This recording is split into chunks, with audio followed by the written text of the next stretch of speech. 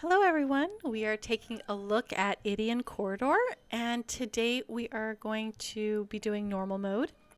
This raid is much simpler than Mutation and Deepwater Palace, so that is good. There's not a whole lot of mechanics. Let's start with the raid setup. So first of all, you only need one tank for this raid. There are no stacks for the tank, so you don't need to worry about having multiple tanks and switching tanks. As long as your tank doesn't die, you should be in pretty good shape. For the rest of the raid frame, there's no grouping or anything like that, so you don't really need to worry about the order of DPS or heals like you would in other raids where you have to designate different groups that do different things. So here, really just one tank and you should be good to go. Okay, let's go ahead and take a look at the markers here. Most of this raid, you're going to tank the boss at the yellow moon and orange diamond. After the first set of pillars, the tank will move the boss back to the center of the room where this marker is basically right underneath him right now. After the adds appear in the center, you're going to slowly move the boss back over to the moon and diamond markers. After the second set of pillars, you're going to move the boss, if you're the tank, over to this number 1 and finish the fight over here. If you are a DPS or healer, you're going to start off at this white marker here. Then before 70% and 35%, healers and DPS will move over to the green marker. At the end, they will move back towards the number 2, which is just behind that green square. During the middle phase, when the tank takes the boss to the center, DPS and heals will also move to the center with the tank. Here's the view of the same markers from the other direction, so you can see we're by those staircase that kind of ends. This is off to the left side of the raid area when you're coming inside the zone. Okay, let's go ahead and get going. We're going to have the DPS and heals at the top and the tanks at the bottom. So go ahead and pull first to the moon and diamond and tank over there.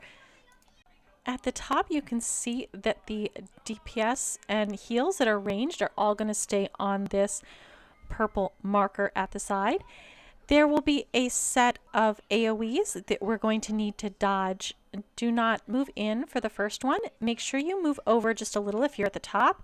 If you're a melee, just move out and wait for those blades to pass until moving back.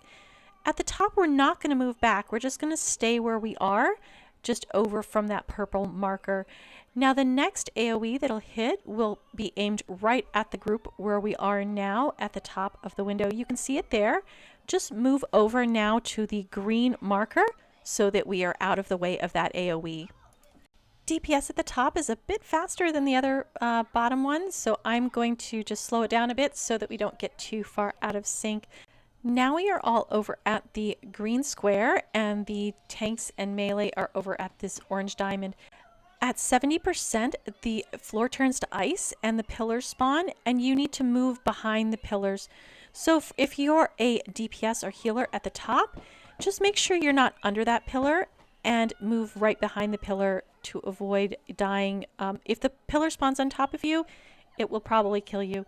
So here we're going to move to the center of the screen to avoid the AoEs.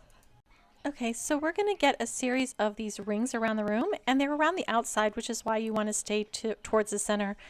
After that, there's going to be ads that are going to come out. You can see them at the top. Just DPS those ads. We do not want them too close to our markers because they will leave blue puddles, and you don't want those under where we're tanking or having the DPS.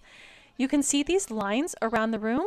Just try and not stack the lines. You can be over 1 but not 2, so don't stack the lines. And then we're going to go back and do the same thing again. DPS and heals are going to move back to the purple marker, and tanks are going to be on the orange again.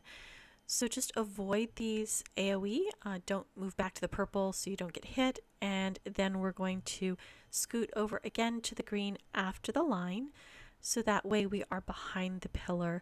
I just wanted to show up above here that you can get a set of purple lines in here, just don't stack 2, and hide behind the pillar as soon as you can. as long as you're hiding behind the pillar, you won't get killed by the boss's AoE there. And then afterwards, we're going to have a little cutscene, and then we're going to move the boss over to the corner next to the steps. There's a series of AoEs here that you can see those yellow lines. We want to be close to the steps and not in the center for this part. So tank on this purple number 1, and DPS can stand either near the number 1 or the number 2. I prefer to have the DPS closer to the number 2. You can see these circles here, so again, is you need to be close to the steps. If you are not, if everybody is kind of close to number 2, you don't have to worry about the tank AoE, and they can move out a little bit. You will get ads at this point. Now just kill the ads as best as you can. If you are tanking it and the ads are dropping the puddles under the boss, just move the boss away a little and you should be able to continue going. Don't move the boss too far because there will be another set of yellow lines, but you can move him away so that you can spread out and not be in those puddles. Now see, there's another set of yellow lines here. Also, we're trying to avoid the lines as best as possible.